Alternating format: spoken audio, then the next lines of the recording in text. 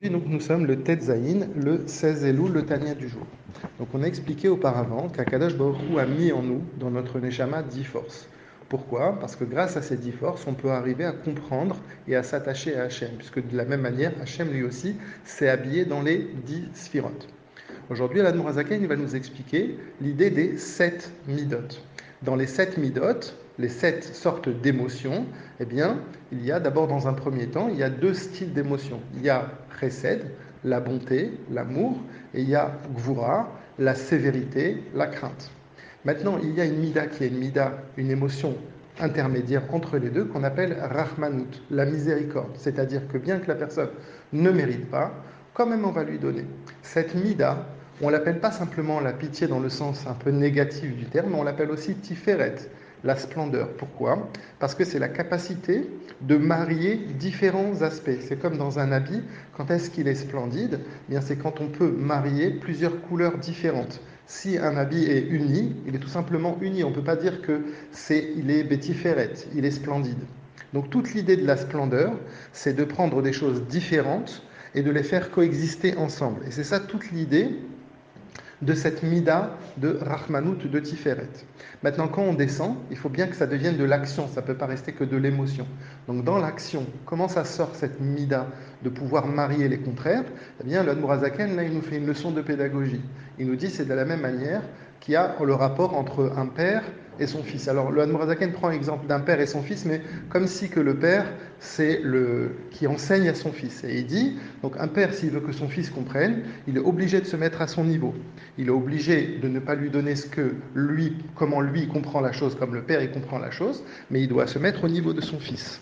Et donc, grâce à quoi? Grâce au fait qu'il va faire des filtres. C'est comparé dans le corps humain aux reins. Les reins ont un rôle de filtre pour enlever tous les déchets toxiques. De la même manière, Netzar et Hod, donc quand on a descendu de niveau, quand on descend, on parle de Netzar, de victoire et de Hod, eh bien c'est un peu la même chose, c'est comparé aux reins dans le corps humain. Et donc ça veut dire quoi? Ça veut dire que le père, il va faire en sorte de filtrer l'enseignement. C'est la même chose quand un enseignant veut faire passer un message, il est obligé non pas de donner tout ce qui est de manière brute, mais il doit filtrer de façon à ce quoi? Il doit enlever les obstacles. Et c'est pour ça que ça s'appelle Netzar. Netzar veut dire la victoire.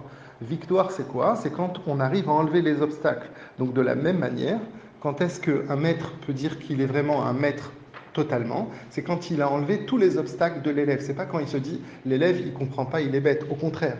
Et donc les obstacles internes du maître ou du père, c'est de se dire il comprend pas. Alors qu'en vérité, il doit tout faire. Le rôle d'un enseignant, c'est de tout faire pour que justement tous les obstacles qui sont autour, tout ce qui n'est pas bon, eh bien l'élève va pouvoir être capable de récolter. Et donc, il continue, il termine le Hanmoazaken, il dit la dernière mida sur lequel justement le maître doit travailler, et le père aussi, c'est Yesod, c'est-à-dire l'attachement. Il faut qu'il y ait une volonté, il faut qu'il y ait une volonté du père pour que le fils comprenne. Et d'ailleurs, on s'aperçoit, dit le Hanmoazaken, que même dans des sujets qui sont hyper profonds, que normalement le fils ou bien l'élève n'est pas armé pour comprendre ça, mais si le père a une vraie volonté, dans le sens il a créé la volonté chez l'enfant aussi, eh bien l'enfant va pouvoir dépasser ces blocages-là. Et le Admorazaken termine, il dit que la volonté, eh bien, c'est aussi lié avec le plaisir. Donc on voit ici vraiment une leçon de pédagogie, c'est que d'abord dans un premier temps, un enseignant doit vraiment se mettre au niveau de ses élèves, et ensuite un enseignant, il doit vouloir aussi pour eux, et il doit créer la volonté chez les élèves. Et une fois qu'il a créé la volonté chez les élèves, bien, il y a une vraie notion de plaisir, une vraie notion d'avoir envie.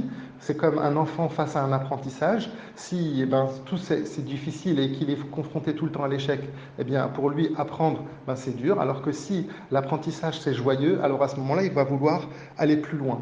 Et donc, justement, l'Admorazaken termine, il dit que de la même manière qu'Akadosh Baruch Hu, il a créé dans le monde matériel l'idée du plaisir, dans le sens où, par exemple, un homme et une femme vont se marier et vont avoir des relations, et c'est basé sur le plaisir, sur l'amour. Pourquoi? Parce que justement, puisque grâce au plaisir, on peut justement faire en sorte qu'il va y avoir une fusion.